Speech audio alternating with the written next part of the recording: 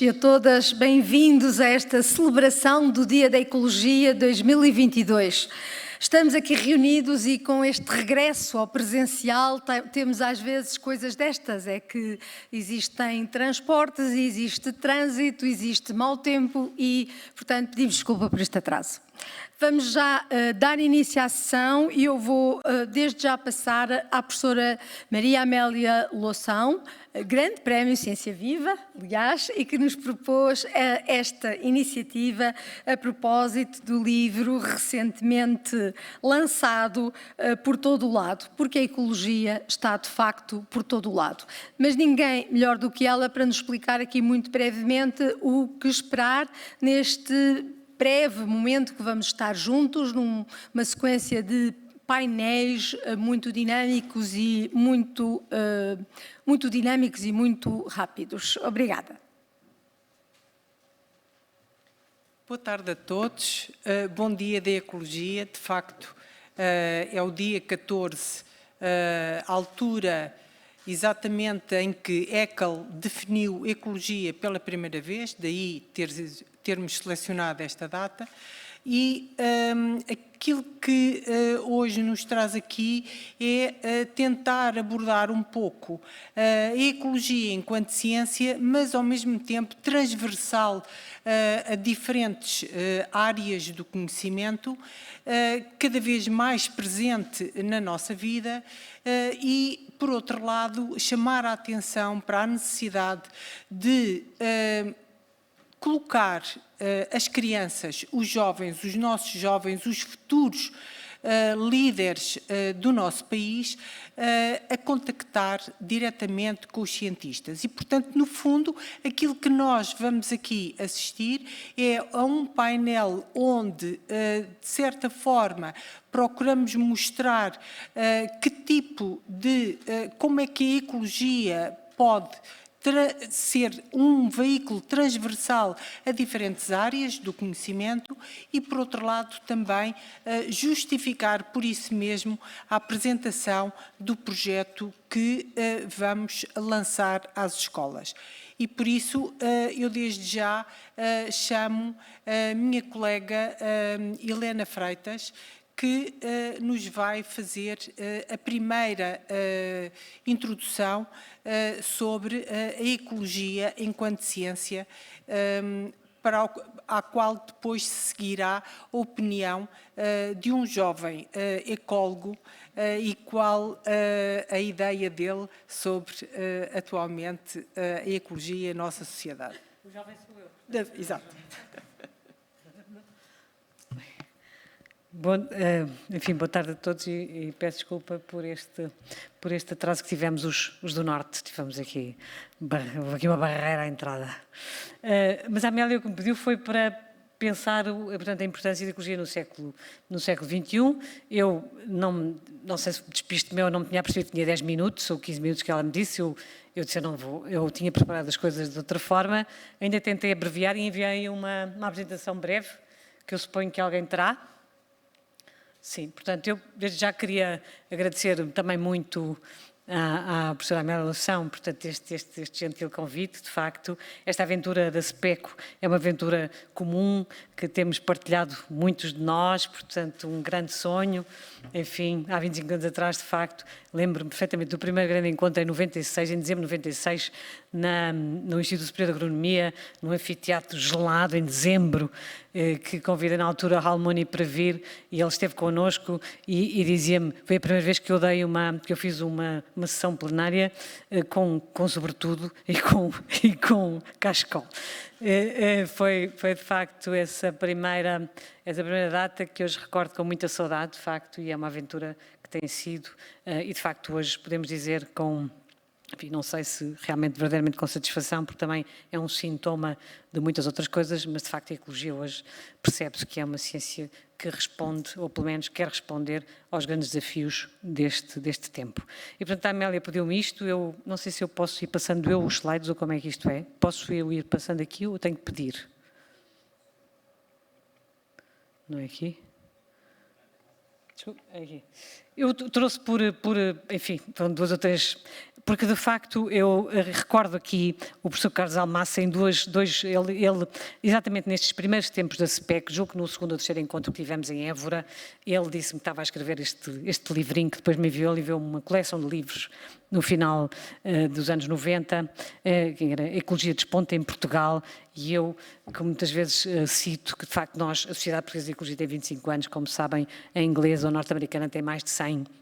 E ele, na altura, conversávamos e ele enviou-me estes 2 apontamentos. É claro que não vou aqui traçar a história, o passado, a ideia não é essa, é o futuro, mas de facto, na altura, ele apresentava-me trago-vos isto só por também um pequeno, muito breve apontamento sobre, de facto, no fundo, a importância da ecologia, da geobotânica, da ecologia vegetal, numa primeira, talvez assim seja mais rápido.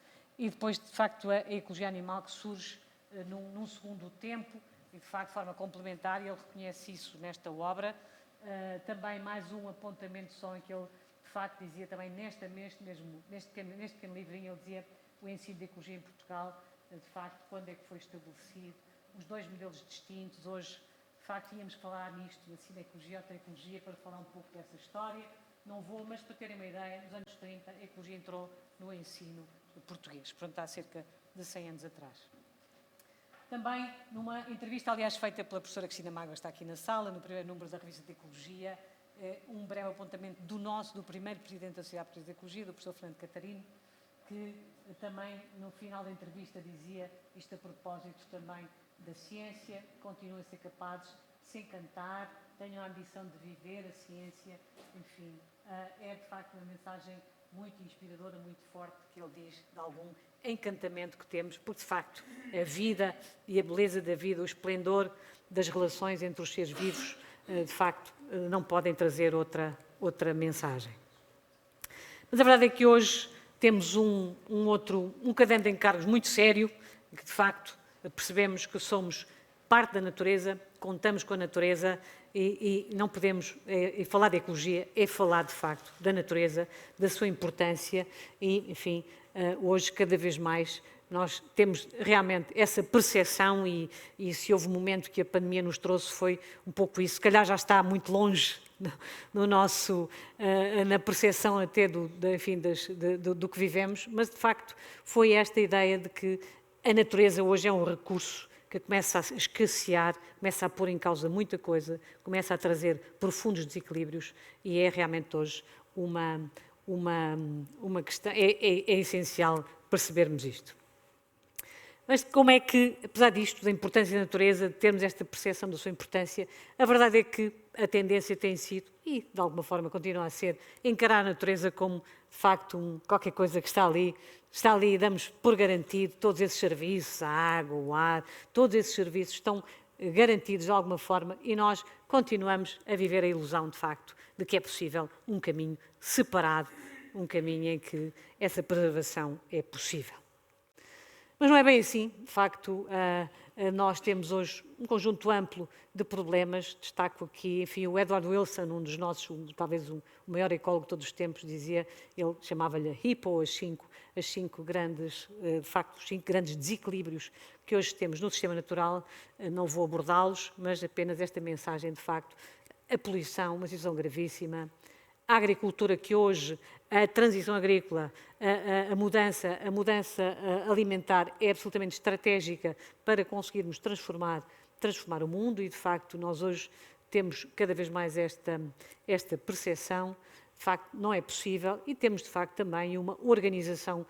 Vivemos hoje, tendencialmente, nas grandes cidades, em cidades, o ambiente urbano é um ambiente que tendemos a privilegiar enquanto espécie humana, e muito bem, mas é preciso agora perceber o que é que isso significa para enfim, que ecologia vamos trazer às novas cidades e que ecologia vamos trazer ao espaço urbano que abandonamos, às interfaces, como é que conseguimos continuar a providenciar os serviços que temos fora destes grandes espaços urbanos, porque não vamos deixar de produzir alimento fora destes espaços, vamos também aprender a fazê-lo aqui, mas há de facto uma aprendizagem imensa que vamos ter que fazer no futuro.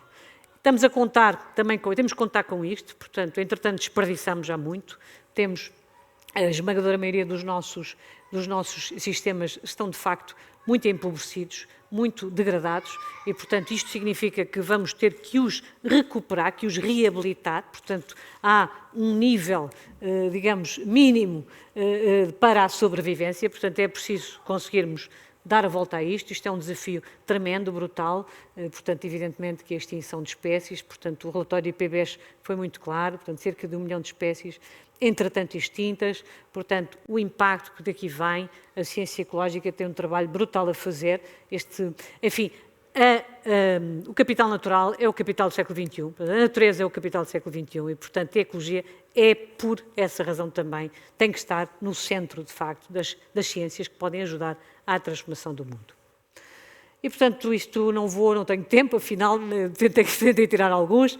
É evidente que hoje também percebemos que a nova economia, a economia verde, precisa de integrar, de incorporar os serviços de ecossistemas, os serviços ambientais, como é que vamos remunerar, de facto, quem trabalha a terra, quem produz, enfim, quem cuida, e, portanto, isso são grandes desafios hoje para a ecologia também.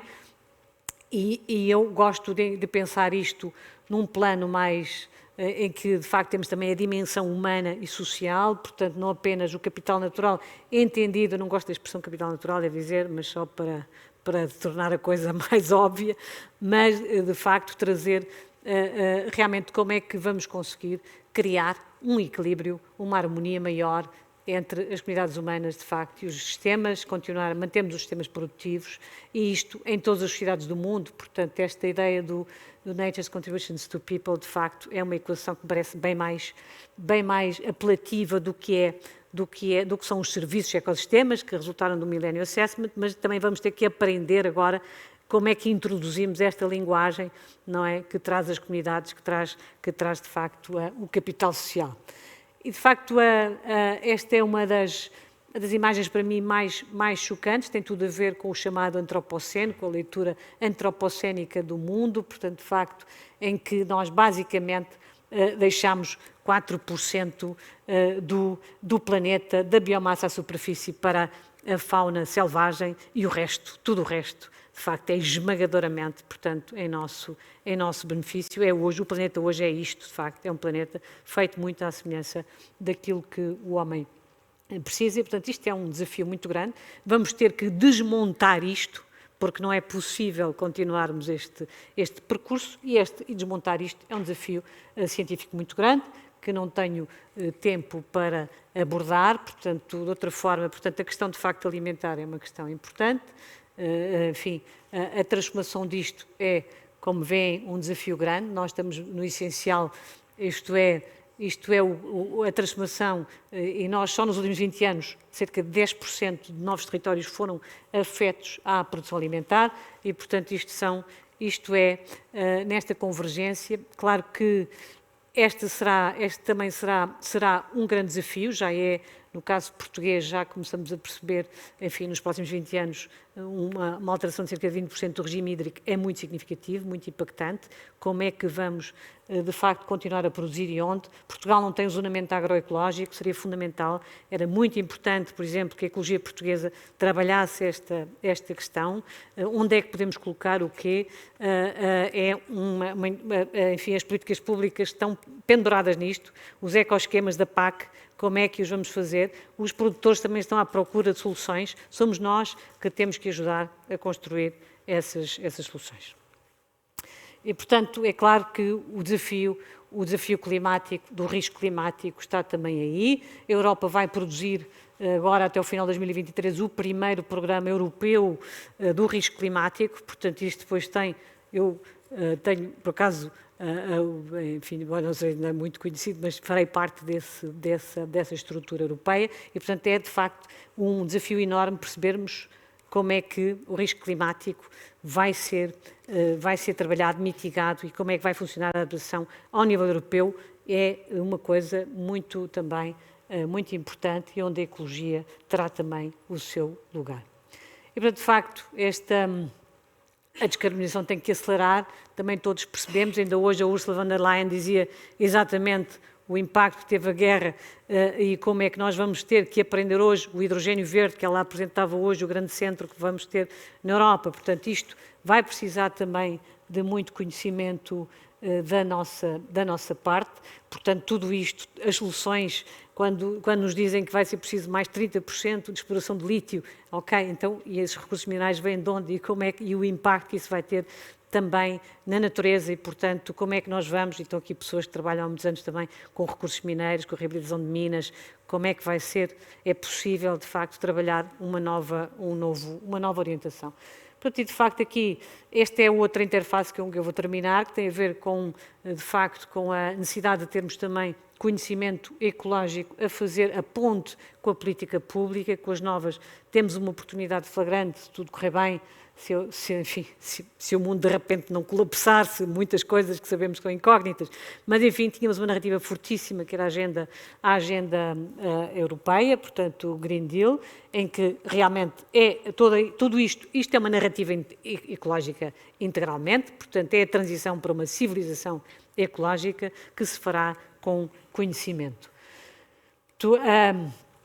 E a mensagem central, de facto, é Bringing Nature Back into Our Lives, portanto, é de facto as soluções de base natural, que estão hoje já, enfim, com todas as suas múltiplas funções, em espaço urbano, em espaço rural. Hoje não há ciência que não esteja a ser contaminada pela ecologia, enfim, da arquitetura às ciências sociais, às humanidades, é forçoso que assim seja. Eu não vou já terminar, portanto, precisamos, de facto, destas soluções baseadas na natureza, não vou desenvolvê-las, não tenho tempo, que vão fazer parte, claro, de toda a construção da mitigação climática e, portanto, estas questões vão agora convergir como nunca, portanto, é imparável esta convergência, de facto, da resposta climática e da biodiversidade, portanto, como dizia também, numa articulação com a questão alimentar, que não poderei...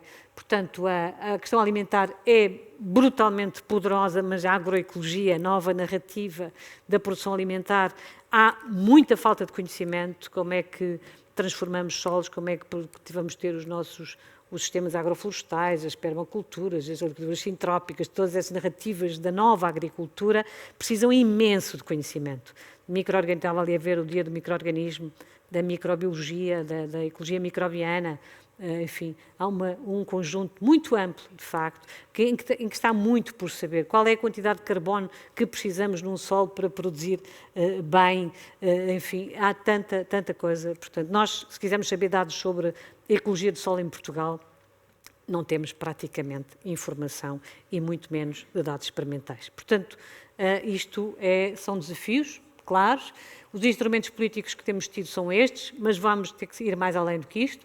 Este ano temos a CBD e a possibilidade da Meta 3030, que todos já conhecerão, também. E depois, agora sim vou terminar, a interface também com a saúde, portanto, enfim, a ecologia planetária, a ecologia global, a narrativa do One Health, que também onde temos também muita ecologia a produzir, a trabalhar com como é que é a proliferação dos agentes patogénicos, quer no mundo animal, no mundo vegetal, de facto, e o que há também para conhecer. Idealmente este é o futuro, temos de facto um planeta saudável, onde realmente as ciências se cruzam desta forma muito produtiva, muito cúmplice, muito colaborativa, de facto, em que somos capazes de produzir, de facto, um mundo novo, em que, de facto, os ecossistemas saudáveis são parte integrante. Este é o mundo que idealizamos, é um mundo que a ecologia preconiza desde a sua origem, e é aquele em que ela, mais do que nunca hoje, ativamente trabalhará.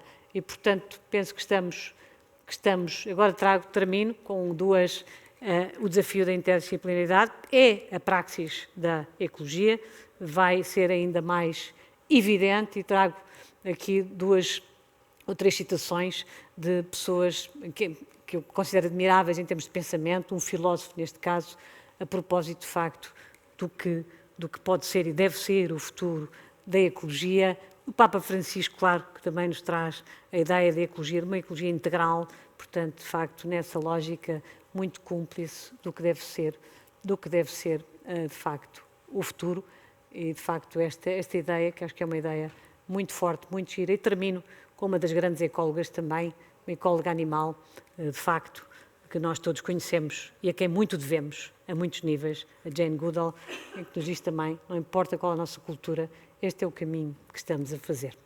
E, portanto, os jovens vão com certeza seguir. Vou passar já o testemunho ao próximo e, portanto, espero que sim, que continuemos, de facto, a apostar na ecologia, porque eu costumo dizer, e acredito veementemente, que quanto mais tivermos curiosidade em conhecer a vida da borboleta, maior inteligência temos para proteger a humanidade. Muito obrigada a todos.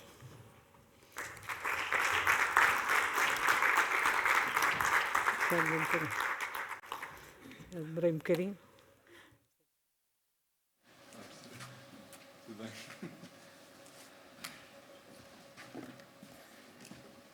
Sem pressão, não é? Depois disto, sem pressão.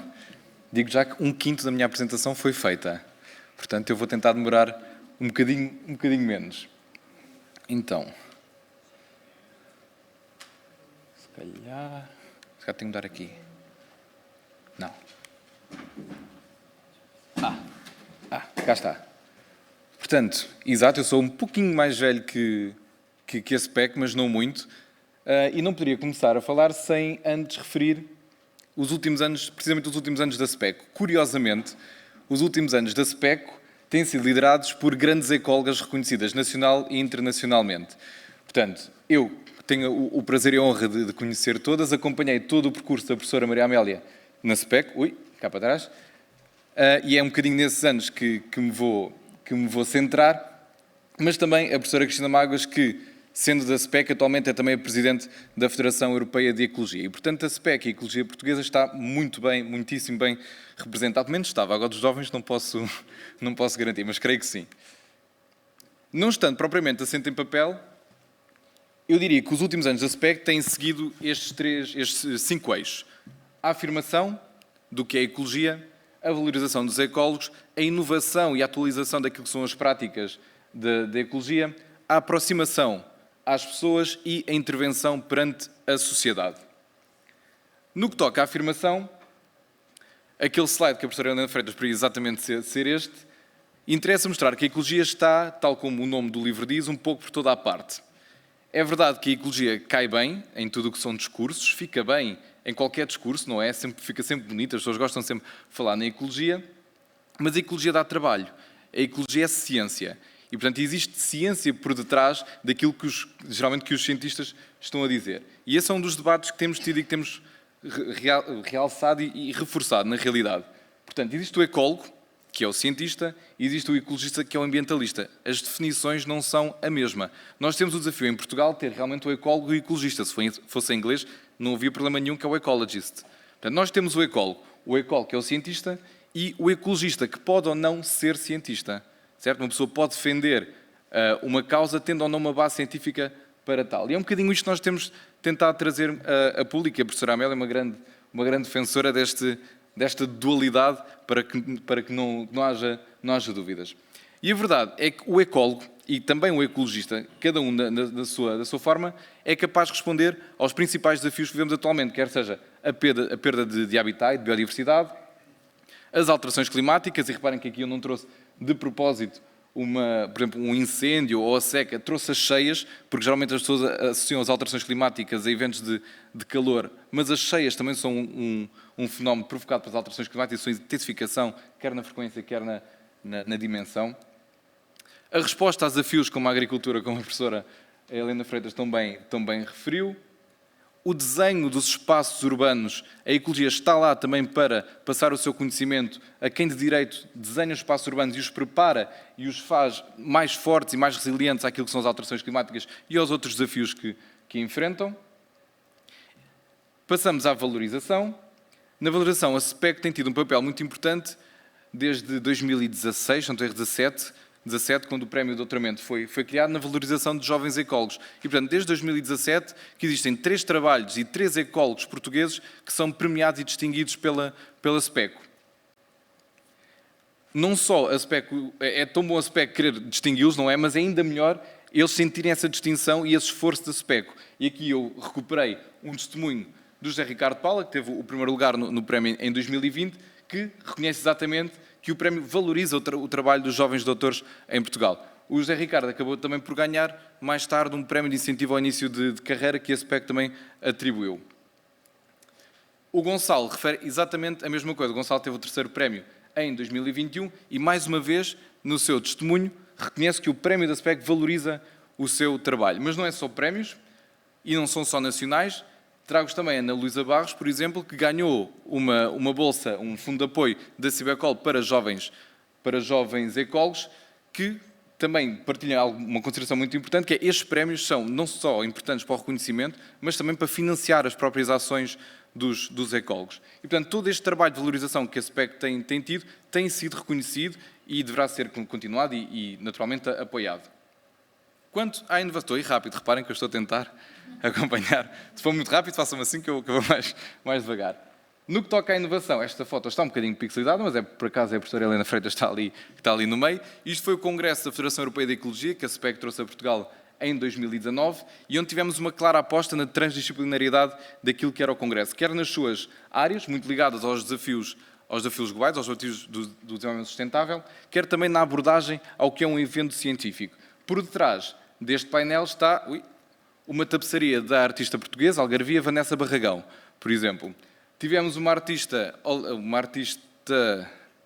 dos Países Baixos, exatamente, que trouxe também a sua exposição que esteve mantendo no Museu de História Natural e que voltou a Portugal para ser apresentada durante o Congresso, e ainda uma exposição de fotografia e uma área de cinema, onde estavam passados documentários de vida selvagem portugueses. Portanto, isto foram apenas 4 das várias vertentes de ligação entre a arte e a ecologia que a SPEC tem tentado destacar.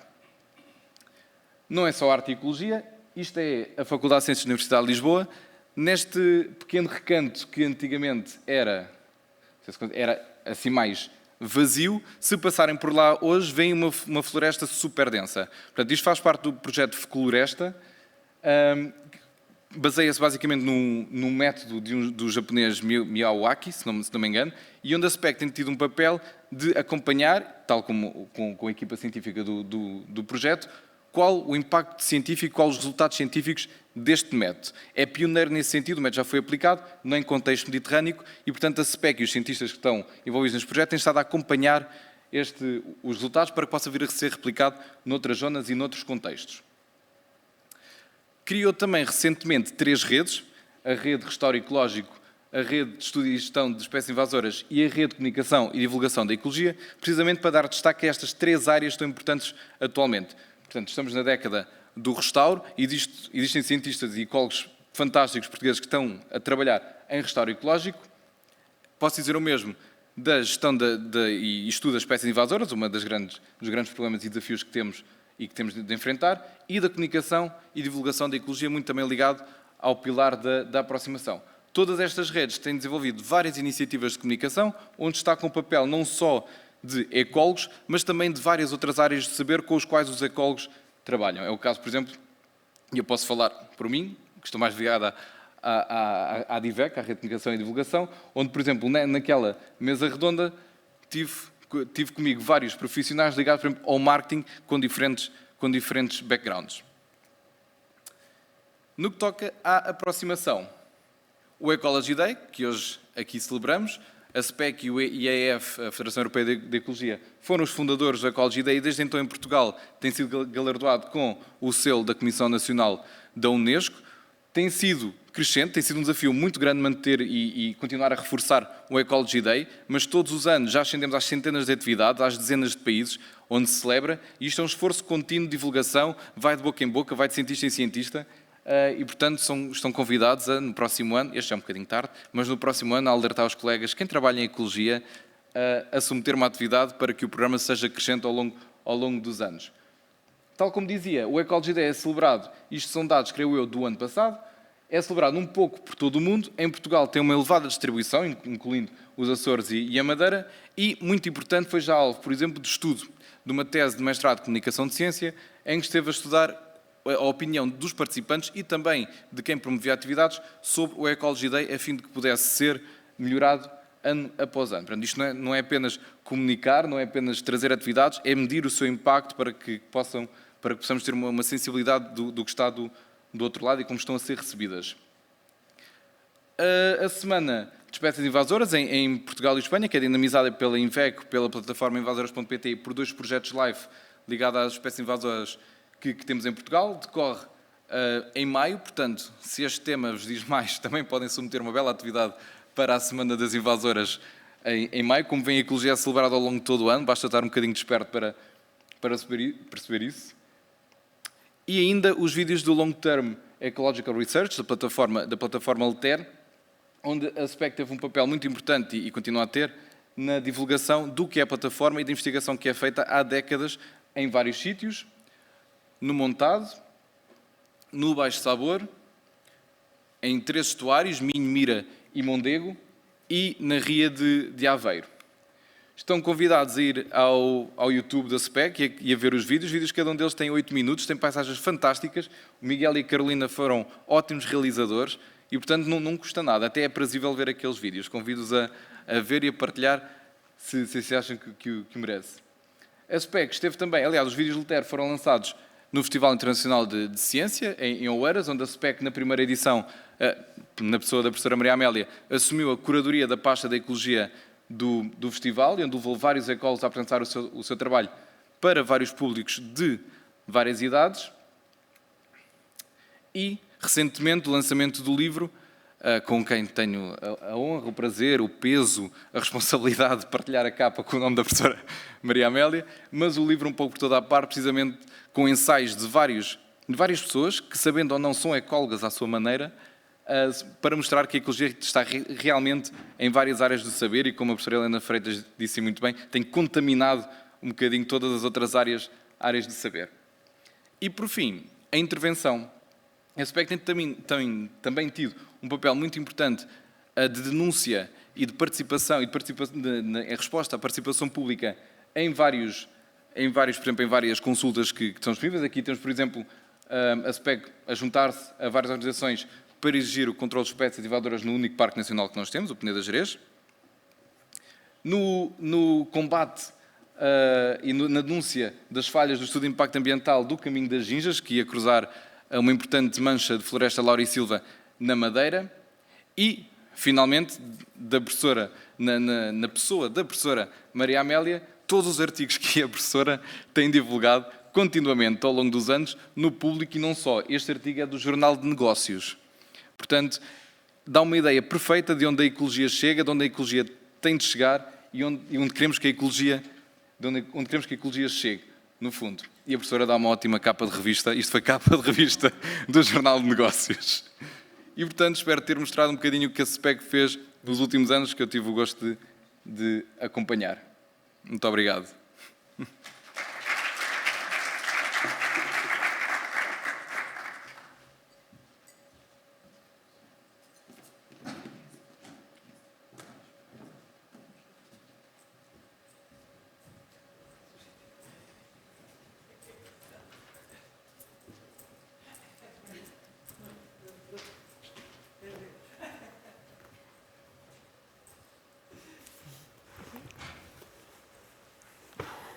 Vamos agora prosseguir com um pequeno painel que ficou mais curto, porque não queremos estragar-vos o vosso jantar.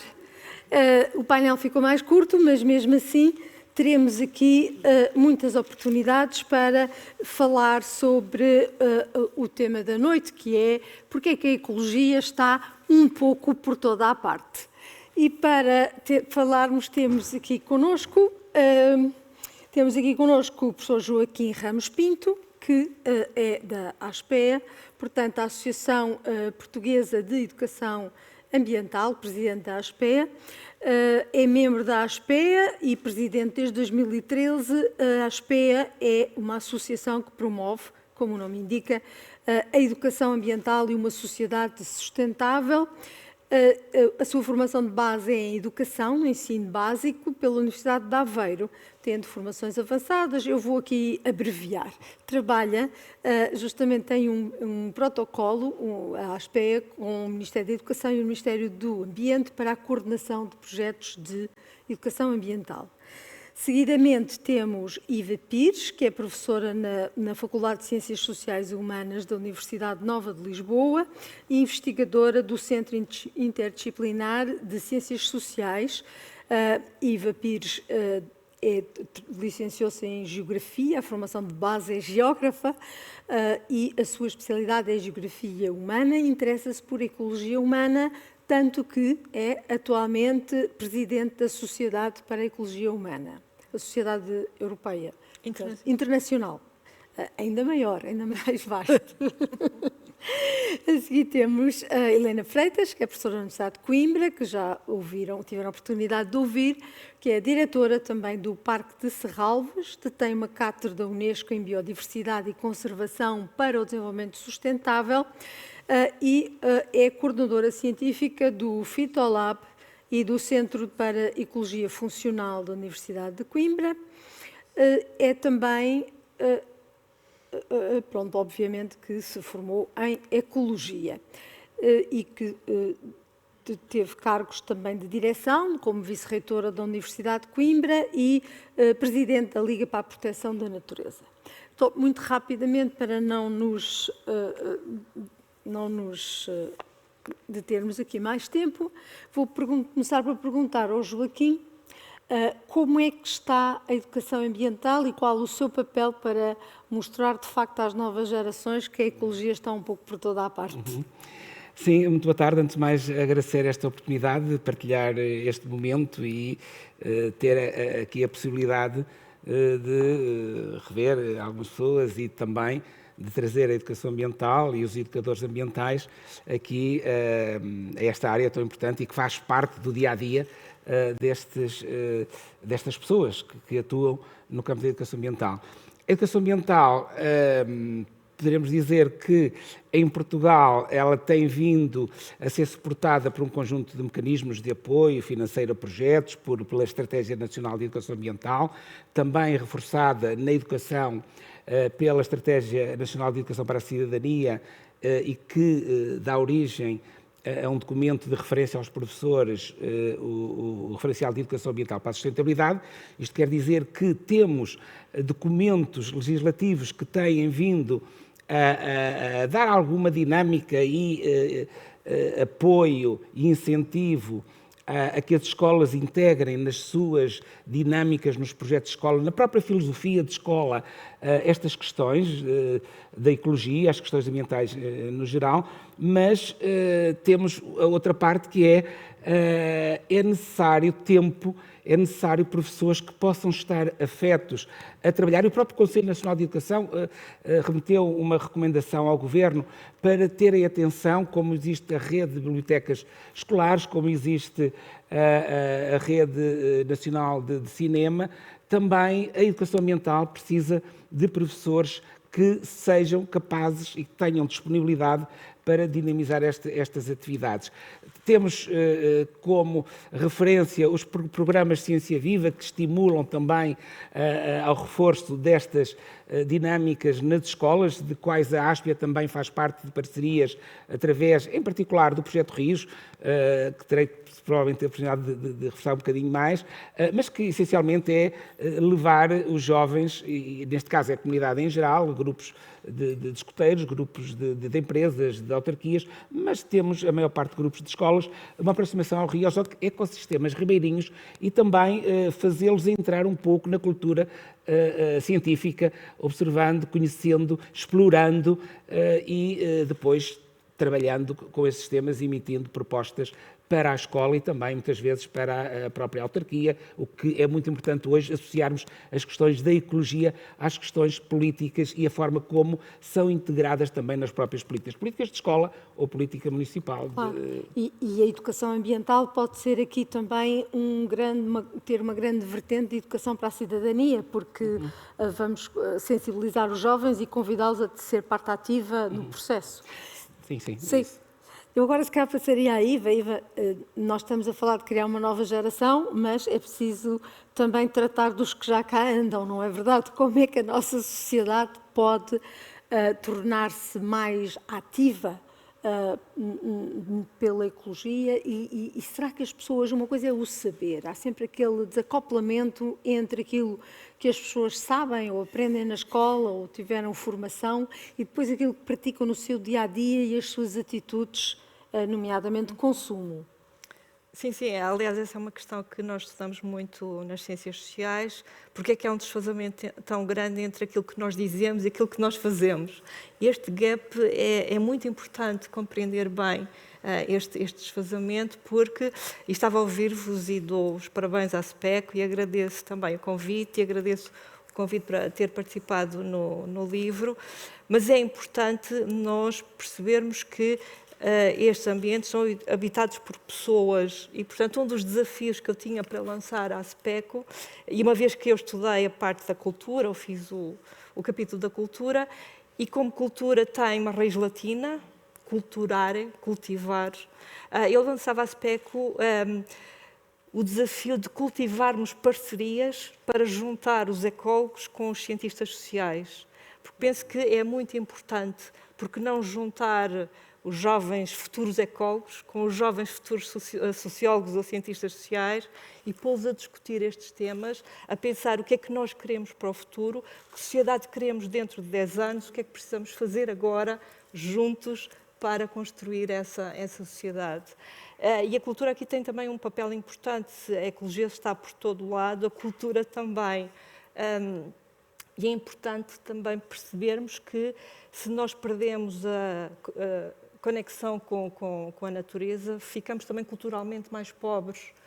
Eu diria que a natureza morreu à entrada da cidade, mas atualmente mais de 60% da população é urbanita, vive em cidades. Então, nós precisamos trazer a natureza para dentro da cidade, mas precisamos levar os urbanitas para a natureza também. E precisamos que as pessoas percebam as vantagens de momentos de imersão na natureza.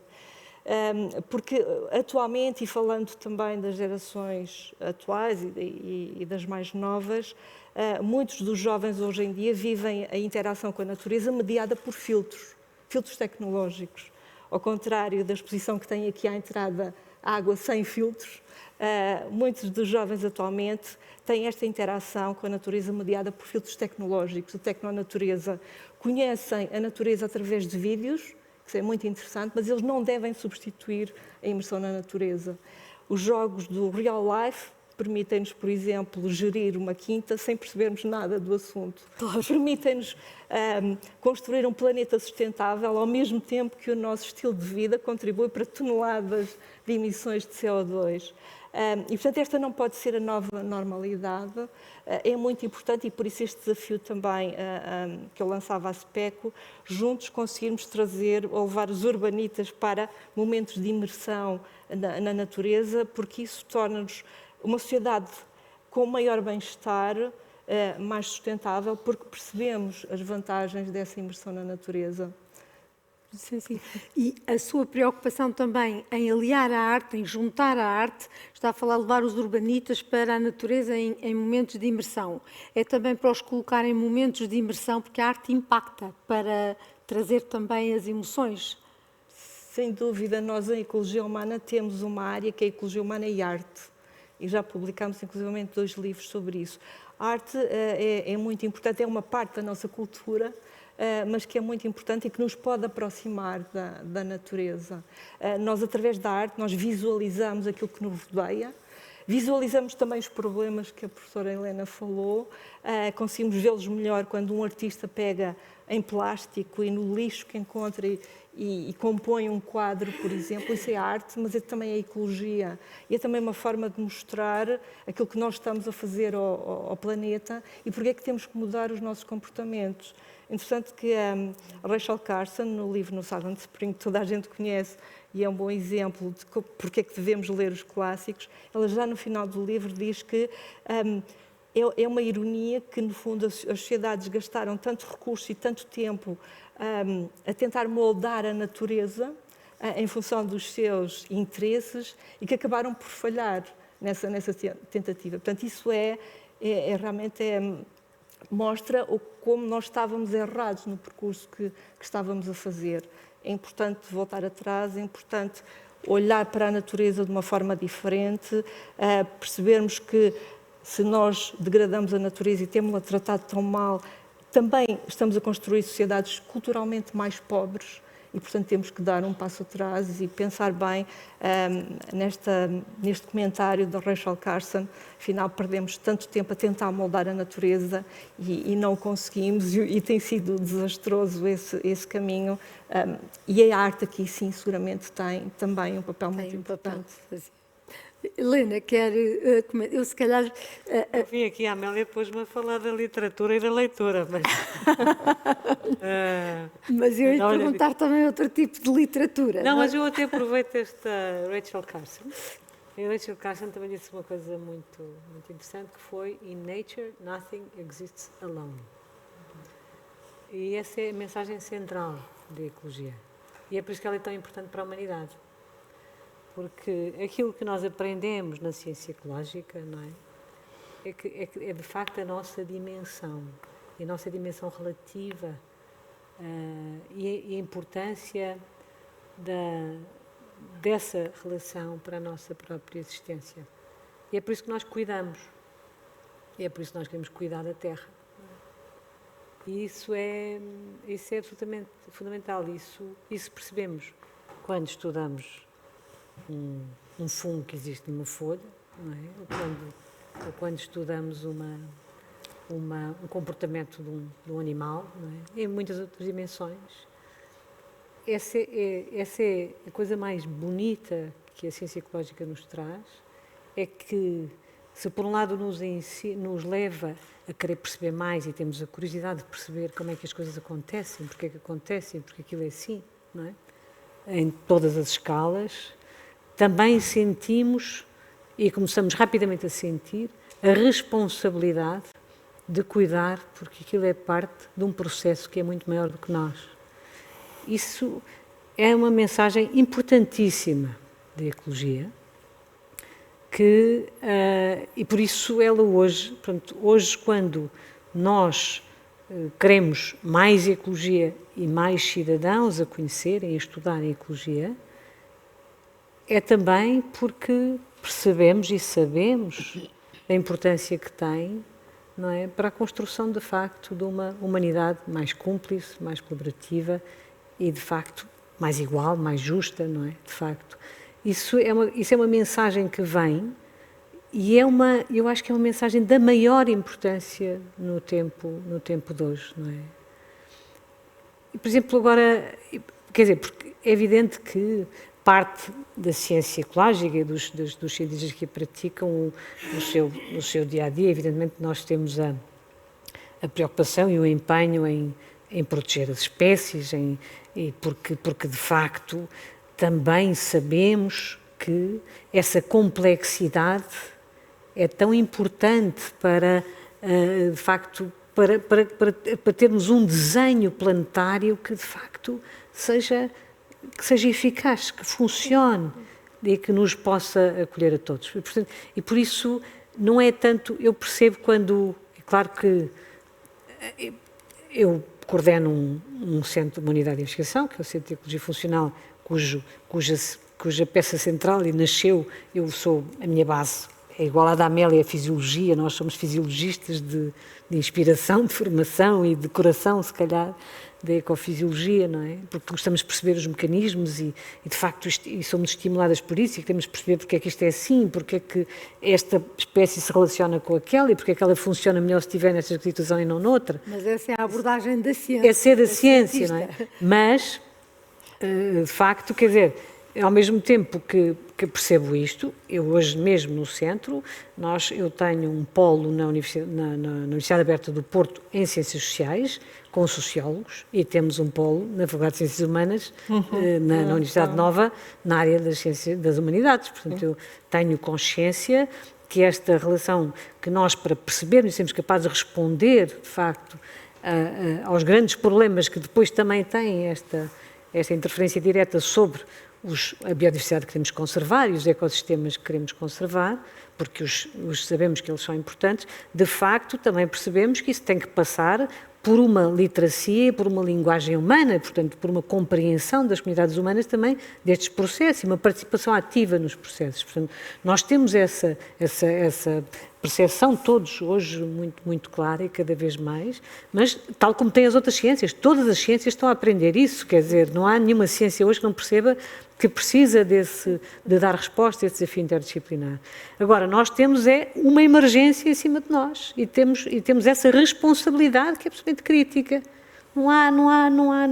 Não podemos fugir a ela. Eu recuso-me agora a fugir a ela. Eu recuso-me a não colocar o elefante, a não dizer o elefante está ali. Quer dizer. Claro.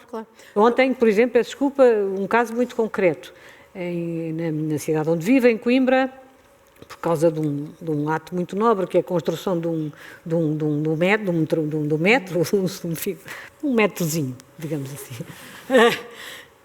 Cortaram os últimos 5 plátanos portanto, uma das avenidas centrais, não é? Portanto, plátanos com mais de 30 metros, portanto, de facto, uma coisa... E, de facto, eram os últimos 5, e diziam, mas uns diziam, mas os plátanos até fazem mal à saúde das pessoas na cidade, até à saúde respiratória, ou estes 5 plátanos não fazem, até são espécies, até não são... Os automóveis não fazem. E, portanto, os múltiplos argumentos, e tive uma investigadora jovem que teve, digamos, o atrevimento, foi assim entendido, de enviar um e-mail à Comissão Científica Departamental dizendo que achava que a Comissão Científica do Departamento se devia pronunciar publicamente e insurgir contra este... E realmente a maior parte dos meus colegas reagiram mal a isto, porque esta jovem não percebe nada disto, isto não tem, que disparate agora vir o Conselho Científico e tal, pronunciar sobre não sei o quê. E de repente estava toda a gente, digamos, de certa maneira, a criticá-la de uma forma indireta, porque ela tinha tido esta atitude, na sua ingenuidade tinha tido esta atitude. Mas ela fez muito bem. Claro. Fosse ou não fosse o contexto, ela fez muito bem, porque ela aprendeu, não é? Ela aprendeu, de facto, e sabe, e trabalha em ecologia de rios, não é? Nem sequer é uma coisa, nem sequer é a área dela, concretamente em termos de ciência. Mas também é isto, a ecologia também tem que ser isto, embora separando as intervenções, com certeza, de cada um. Mas nós temos esta responsabilidade coletiva e, portanto, de facto, é natural que nos apropriemos cada vez mais de todos os espaços e que isso seja instrumental. Para os 3 e para finalizarmos, há uma disciplina, ou uma área, que também é muito importante entrar aqui em consideração, que é a economia. Como é que nós vamos convencer os economistas que isto é uma emergência? Não estamos a falar só em salvar a economia, estamos a falar em salvar a pele, a deles e delas e a de nós todos. O que é que acham que devemos fazer? Porque esta transição também, esta transição não devia ser abrupta. Quando a Europa põe o Green Deal, a transição ecológica, isto devia ser uma coisa faseada para nos irmos todos preparando. Mas o que estamos a ver é que essa transição tem que ser muito rápida e isso tem necessariamente impactos nas vidas de todos nós. Não queria monopolizar, mas quer dizer, nós de facto não estamos a ser capazes de desacoplar o crescimento económico do consumo violento de recursos, portanto isso é evidente, portanto não estamos a conseguir, e se pensarmos à escala planetária então é um desastre. E portanto eu acho que todos nós cada vez mais temos consciência que a ideia de crescimento económico que tem estado, mesmo o crescimento verde, todas as diferentes narrativas, de facto não estão a ter sucesso, portanto não estamos a conseguir e portanto não há dúvida que isto está a colocar uma pressão enorme. E nós, enfim, hoje isso penso que já todos percebemos e, portanto, e hoje claramente penso que se vai colocar, ainda há pouco tempo, o próprio Emmanuel Macron, o presidente do primeiro-ministro francês, não é, dizia que é preciso, não é, explicar que o tempo da abundância acabou, ele disse-o desta forma, não é? E não há dúvida que todos começamos a perceber que vamos precisar de uma grande mudança na nossa vida, não é? E, portanto, mesmo que a tecnologia, que a ciência nos traga respostas importantes que nos vão ajudar a fazer um caminho, eu acho que a humanidade está hoje perante um cenário de uma enorme complexidade e, portanto, e o que é preciso é uma intervenção sistémica que não estamos habituados a fazer, é preciso, e nós tendencialmente olhamos para o nosso mundo, para o nosso espaço, para o nosso país, para a nossa região, não é?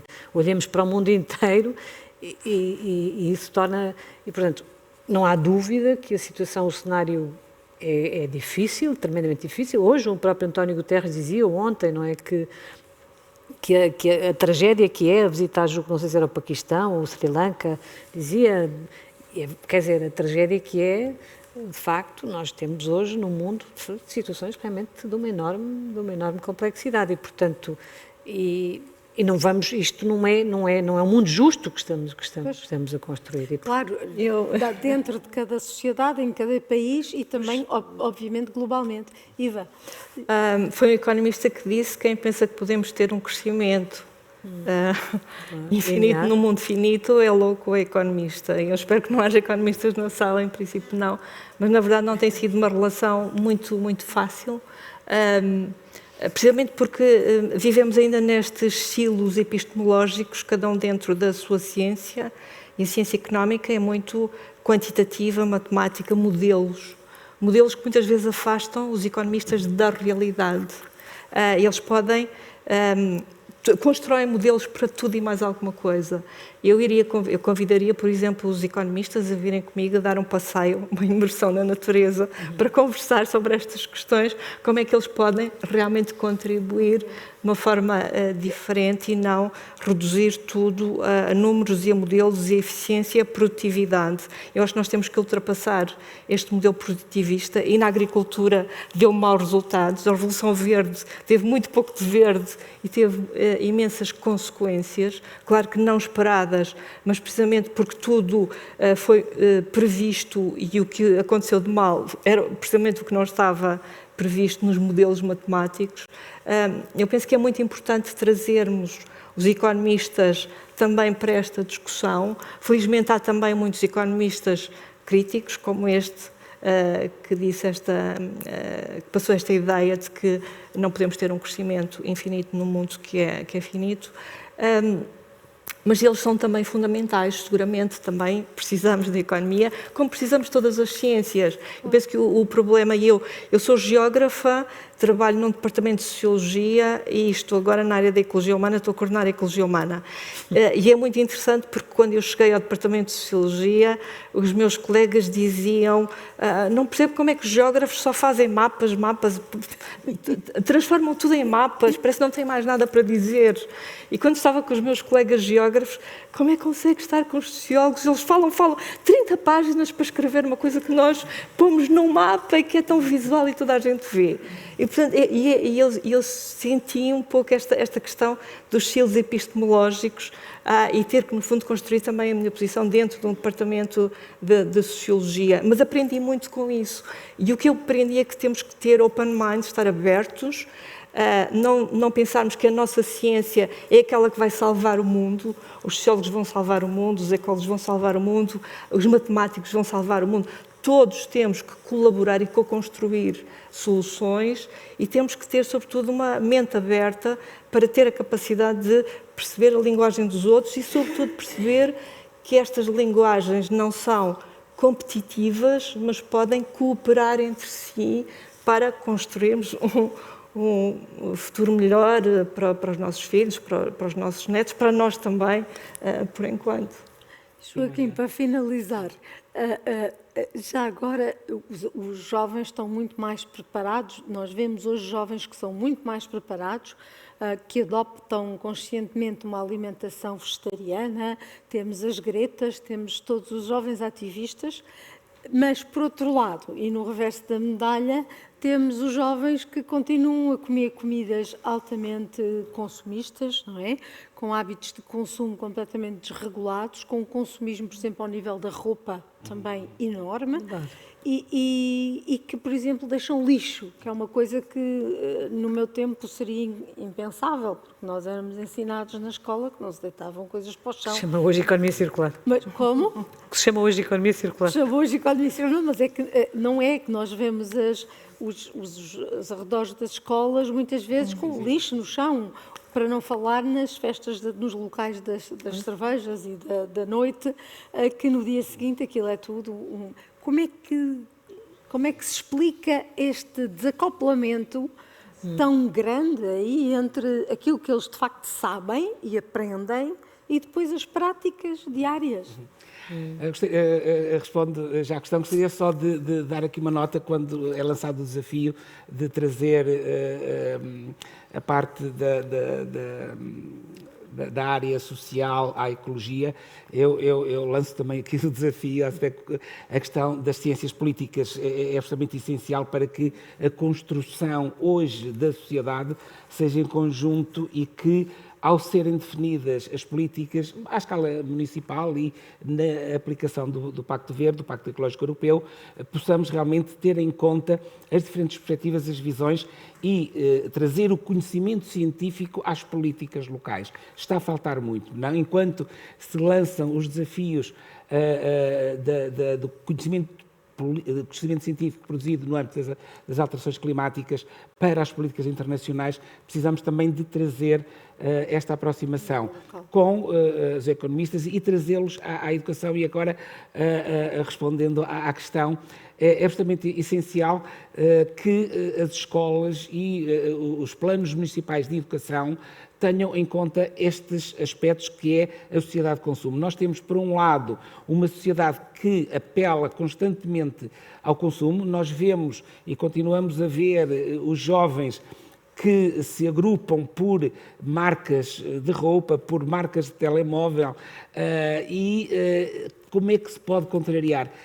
Nós trabalhando em conjunto com as equipas que desenvolvem os planos municipais de educação. São questões concretas. Nós temos que ter equipas a pensar num todo e pensar que o que se prepara para um programa educativo, eles têm que estar coerente com as políticas locais e tem que estar coerente também com os hábitos dessas comunidades. Nós temos comunidades que têm hábitos de consumo elevadíssimos e precisamos de levá-los a conhecer, fazer imersão, utilizando a expressão já utilizada, tanto na natureza como imersão em projetos comunitários, em projetos de responsabilidade social e de responsabilidade ambiental. E é preciso que as escolas comecem a trazer esses jovens, essas crianças até aos 18 anos, muitas vezes falamos nos jovens, mas estamos a falar efetivamente nas crianças, no âmbito da escolaridade obrigatória. É preciso que a escola, através das políticas locais de educação, consigam trazer estes jovens e fazer uma abordagem também com as famílias. E isto não está a ser conseguido no sistema educativo. Não estamos a conseguir, apesar de a proposta do plano, da Estratégia Nacional de Cidadania apelar a isso, apesar das orientações serem todas nesse sentido, da aproximação da escola à comunidade, do envolvimento da escola com os projetos comunitários, isso ainda não está a ser conseguido.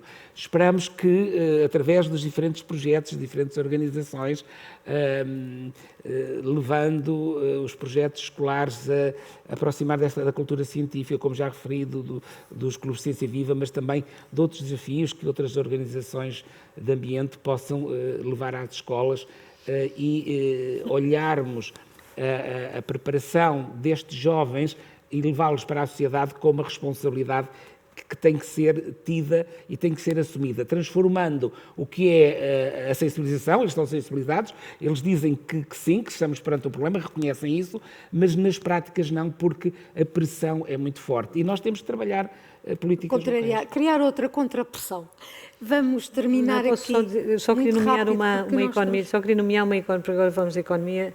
Há uma economista que está a influenciar brutalmente também as políticas públicas e, de uma forma geral, até que influenciou muito também o Pacto Ecológico Europeu, que eu gostava de destacar e que é uma leitura que eu aconselho, que é a Mariana Mazzucato, que esteve na origem também das missões, tem sido também do Horizonte Europa, portanto, na ciência, não é? Portanto, a ciência hoje bebe muito, quer dizer, a orientação geral, o Horizonte Europa em particular, das 5 missões, como sabem, foi muito inspirado no trabalho da Mariana Mazzucato, continua a ser.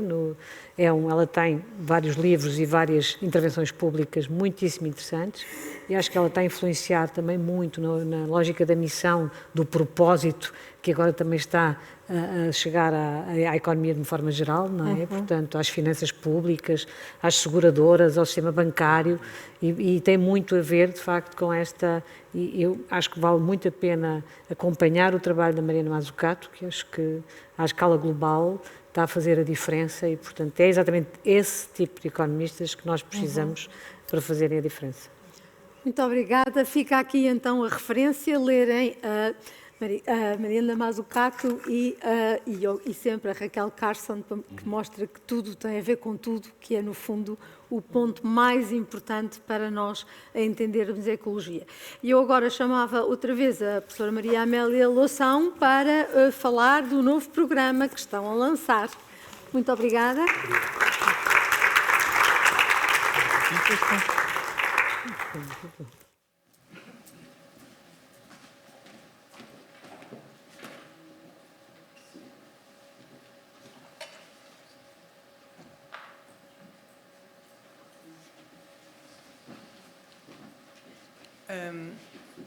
Ora bem, portanto, chega agora a vez do programa que pretendemos lançar e, por isso, de facto, temos pena que não estejam tantos professores como nós gostaríamos.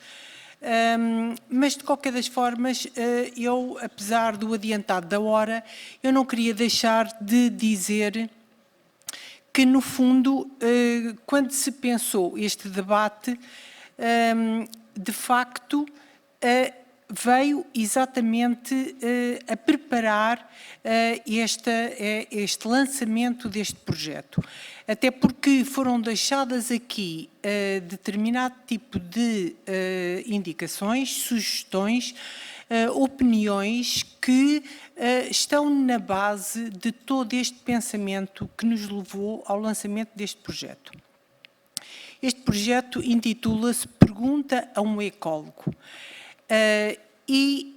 Foi, tenho que o dizer, foi, de certa forma, pensado, essencialmente, num projeto inicial que eu tive ainda nos anos 90, quando recebia cartas de alunos a perguntarem-me determinado tipo de assuntos, os mais diversos, aliás, que depois todo o departamento encaminhava para mim, porque eu é que tinha, passo o termo, a pachorra e a paciência para responder por carta a esses alunos.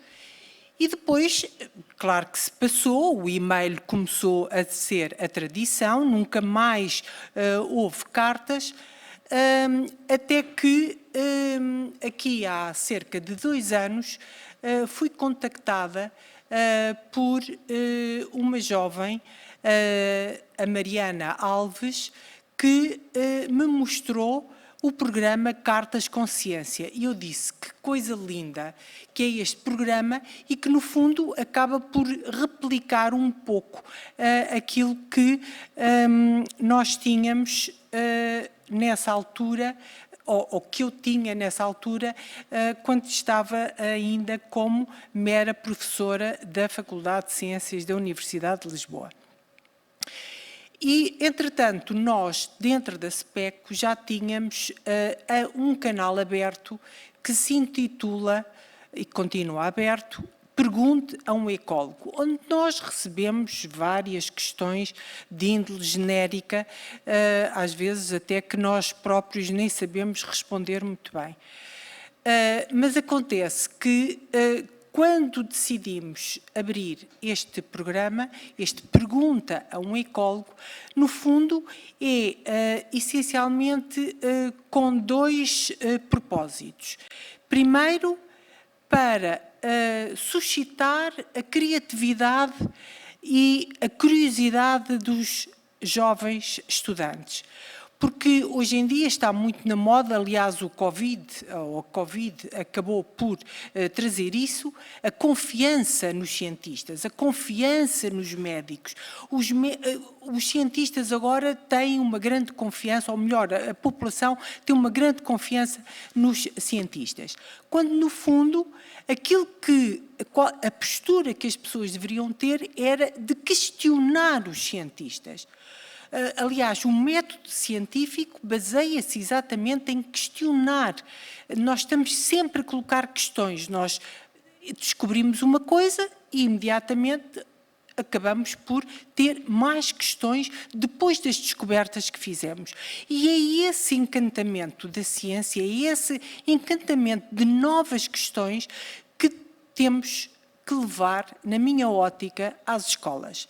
E temos aqui o caso do presidente da ASPEIA, que deve saber também, tão bem quanto eu, que, na realidade, o ensino hoje em dia não é, se calhar, não tanto por culpa dos professores, mas pelo timing que os professores têm para lidar com determinado tipo de matérias que não têm tempo para mais nada, senão debitar e dar aquela matéria única e exclusivamente. Mas o problema é que eu já sou avó, não é problema, é uma benesse que eu tenho, e tenho três netos, o mais pequeno dá-me dores de cabeça, e uma das coisas que ele critica na escola é exatamente isto, é esta capacidade, esta passividade. Eu tenho que beber tudo aquilo que me dizem, e eu quero questionar e não me deixam questionar. E isto é, de facto, a base que nos leva ao lançamento deste projeto. Pergunta ao ecólogo é levar o questionamento, é, de certa forma, convidar os professores a serem facilitadores para os alunos colocarem questões que são prementes hoje em dia na sua sociedade, no seu nicho ecológico, na sua zona de conforto, inclusive.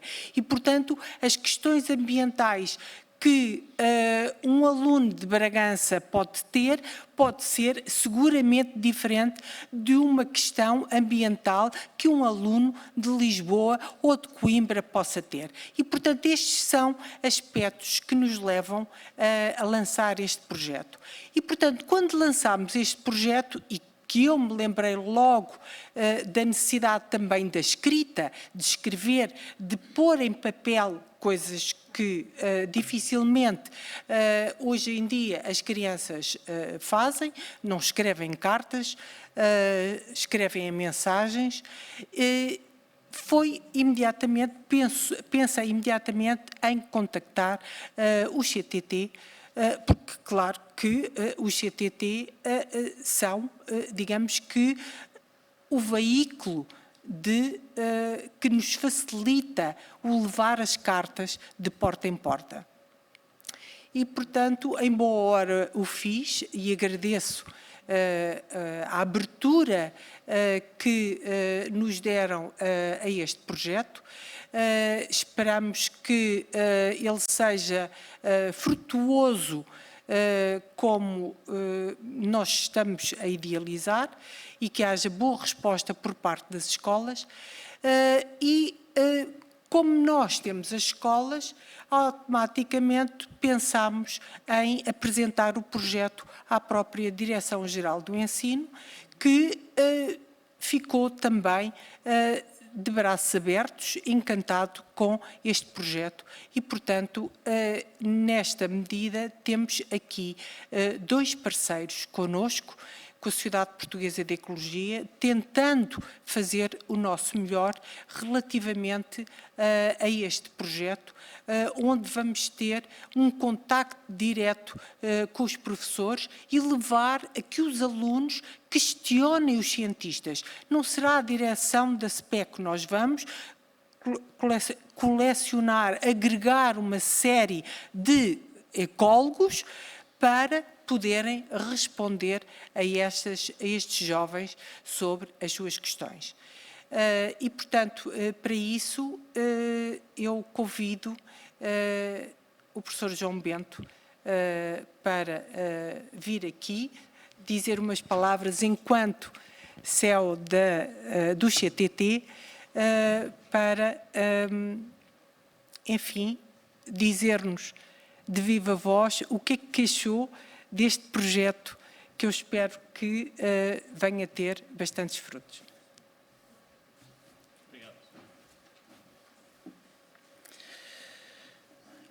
Muito obrigado, professora Maria Amélia Loção. Eu recebi um recado veemente para ser rápido. Tinha aqui umas palavras para dizer que decidi não dizer. Vou só pegar em algumas que eu vi pelo meio. Eu também sou avô, fui cientista metade da minha vida profissional, já perdi a esperança de voltar a sê-lo, mas acredito que, mesmo que o tema não fosse tão, como é que se diz, compelling, tão pungente, teria aceito com o mesmo entusiasmo e a mesma espontaneidade com que aceitei e pus a circular na nossa equipa de comunicação e de sustentabilidade. Aliás, temos aqui o nosso diretor de comunicação e a nossa diretora de sustentabilidade. Esta ideia, porque obviamente gostamos muito de cartas, nós hoje entregamos infelizmente apenas 2 milhões de cartas por dia, quando já entregámos 6 milhões no passado. Felizmente fazemos outras coisas, mas temos consciência muito clara da responsabilidade que temos, porque nós, enfim, a indústria postal em geral no mundo e a logística somos responsáveis por uma pegada ecológica significativa, muito na dimensão carbónica. Nós viajamos muito, só para dar uma ideia, nós estamos em Portugal, Espanha e Moçambique, mas só em Portugal nós fazemos 160 milhões de quilómetros por ano. Cerca de metade com a nossa própria frota, metade com a frota de parceiros. Para dar uma ideia, a Carris em toda a área de Lisboa faz 30. E, portanto, isto torna obrigatório fazer o que fizemos, que é, desde há muito, ter no centro da nossa estratégia, para tudo aquilo que interessa, projetar a nossa atividade no longo prazo, no curto, no médio e no longo prazo, no que respeita a desenvolver produtos, à forma como nos posicionamos, como operamos. Nós somos, por exemplo, a maior frota elétrica do país já hoje. Este ano anunciámos objetivos para o mercado, porque somos cotados há 3 anos, e tivemos a audácia, depois de muito trabalhar e ter certeza que o podíamos fazer e que tínhamos recursos e que a economia também o justificava, declarámos que queremos ser net zero, portanto neutrais em carbono, já em 2030, muito à frente daquilo que faz, enfim, a indústria em geral, o país em geral e a generalidade dos nossos parceiros internacionais. E, portanto, juntámos este tema, enfim, e a ideia da ecologia e as preocupações, enfim, de multidisciplinaridade, a necessidade do apoio científico ao esclarecimento das dúvidas, esta ideia de voltar a induzir ou tentar contribuir para que se induza o gosto pela escrita e pelas cartas. E, portanto, era impossível de recusar, mas não o faço, digamos, consternado, fizemos tal com muito gosto, temos o maior empenho em que o piloto corra bem, dá-se a coincidência de ser agora Ministro da Educação, alguém a quem há uns anos atrás telefonei, eu estou nestas funções há pouco tempo, há 3 anos, a desafiar para, no quadro do Programa Nacional de Escrita, de Leitura, encontrar pretextos, estávamos em pleno confinamento, encontrar pretextos para voltar a ter as crianças a comunicarem e a comunicarem por escrito com cartas. Não foi dessa vez, porque de facto foi difícil de fazer arrancar o projeto, será certamente desta. Portanto, estamos aqui com empenho, com gosto, e faremos o que estiver ao nosso alcance para que a iniciativa corra bem, e muito obrigado por nos terem desafiado.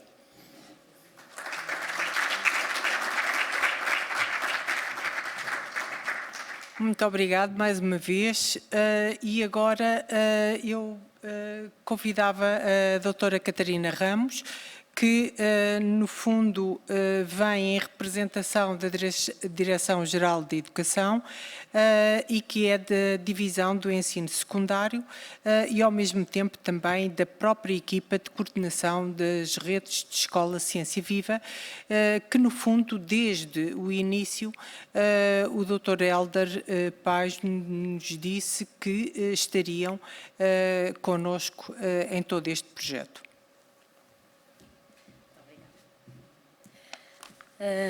Boa tarde a todos os presentes. É com um enorme prazer que recebemos este convite para participar neste evento, que felicitamos a SPEC e o pavilhão pela comemoração do Ecologic Day e também pelo lançamento deste novo projeto. eu gostaria de salientar, embora já tenha sido aqui falado, que a ecologia está presente no currículo. E ela está presente na educação ambiental, que é lecionada em Cidadania e Desenvolvimento, que é uma área transversal e longitudinal a todo o currículo, embora em muitas escolas ainda seja um projeto que ainda está a ser cimentado, portanto ele já está no terreno há algum tempo. Também nas aprendizagens essenciais de várias áreas.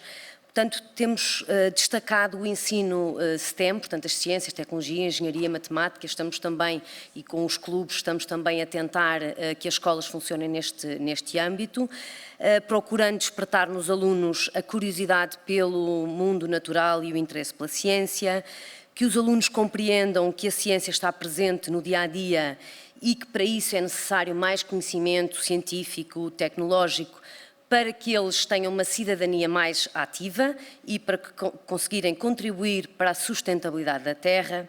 Também procurar desenvolver atitudes e valores que defendam a implementação de medidas para promover a sustentabilidade, manifestar atitudes positivas conducentes à preservação do ambiente e para apresentar propostas de intervenção, que os alunos sejam capazes de questionar, como questiona o seu neto, sejam capazes de questionar e que com este questionamento eles também vejam o impacto da ciência e da tecnologia nos seres vivos e que sejam capazes, além disso, de planear investigações práticas para poder dar respostas aos problemas relacionados com a diversidade de seres vivos e com o meio ambiente. Ou seja, os alunos têm que ser o centro do seu processo do ensino-aprendizagem, agentes ativos, como dizia há pouco a doutora Helena Freitas, é para ajudar a transformar o mundo. Nós queremos que os alunos ajudem a transformar o mundo e se forem só passivos eles não conseguem.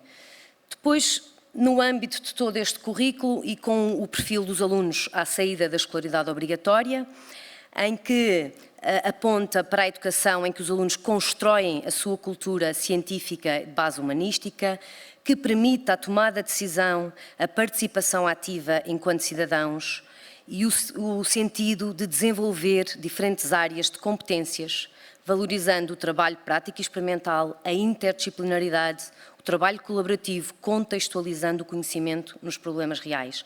No seio disto, nasce então a rede Clubes de Ciência Viva na Escola. Portanto, em 2018, os primeiros clubes que nasceram, numa parceria firmada entre a Ciência Viva e a Direção-Geral de Educação. Depois, um ano a seguir, em 2019, nasce então esta rede, em que procuramos criar uma interligação maior entre os clubes e os parceiros, portanto, envolver toda a comunidade escolar. Fizemos jornadas de parcerias, promovemos, portanto, depois a Noronha também vai falar um pouco mais desta parte dos parceiros, já sei, mas estas ações de capacitação para os professores e que hoje em dia nós já contamos estar em quase todas as escolas do país, eu não diria todas, mas nós já temos 708 clubes na rede e ainda virão mais 185 brevemente. Este projeto tem como principais objetivos a literacia científica e tecnológica, promover os ambientes formais e não formais, estimular a compreensão pelos fenómenos científicos, técnicos e a sua aplicação para dar resposta aos desafios atuais, tomada de consciência ética, social, económica e ecológica. Também para a modernização dos modelos e estratégias de ensino, para a interdisciplinaridade, o trabalho prático experimental e a contextualização do ensino das competências e o desenvolvimento de competências científicas relevantes, tal como diz nos princípios do Decreto-Lei 55 de 2018. Portanto, é isto. Nós, na Coordenação Nacional de Clubes de Ciência Viva na Escola, queremos promover esta rede, queremos divulgar o trabalho dos clubes, temos o blog, temos o Facebook da rede, temos, portanto, os catálogos que vamos elaborando e os vários encontros e, certamente, neste âmbito, já como a ASPIA também já é parceira e agora a SPECO também será uma grande parceira dos clubes. Bem-vindos a esta parceria. Muito obrigada.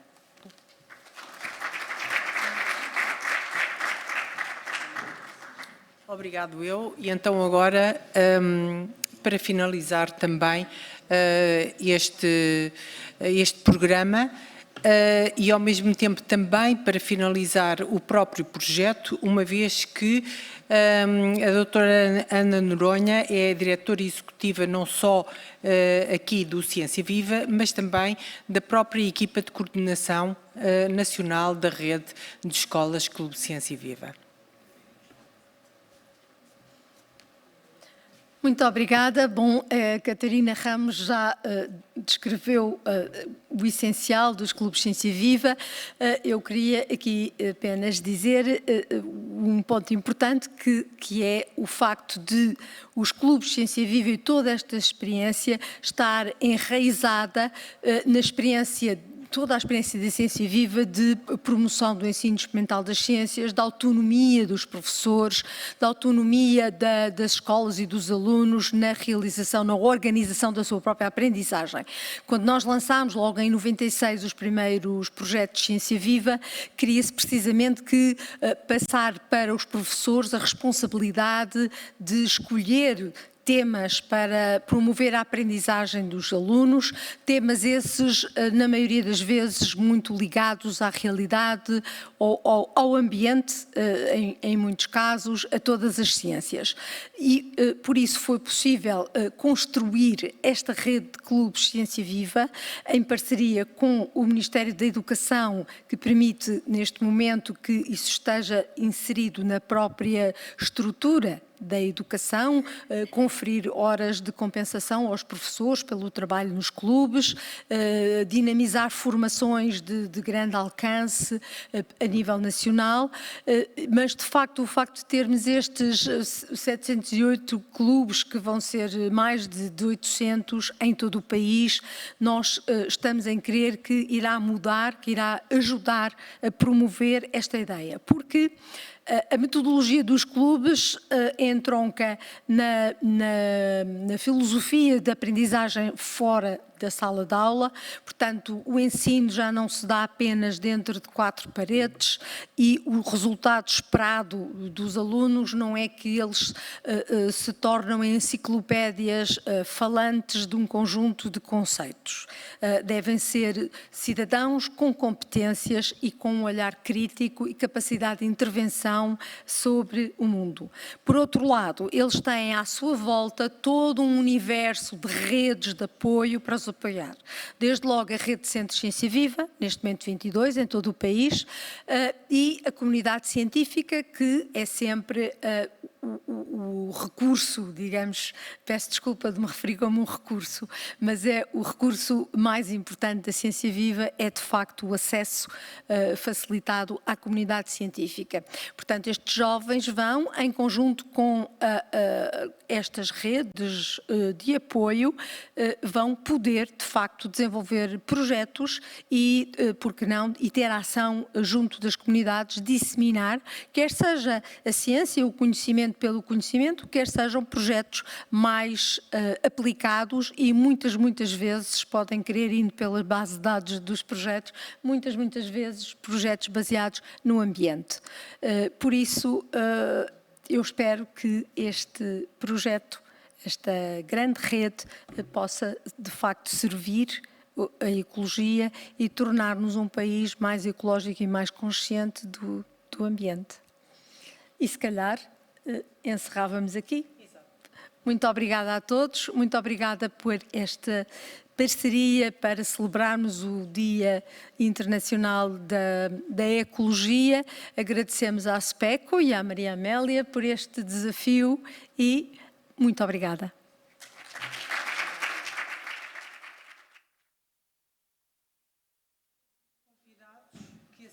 Que aceitaram,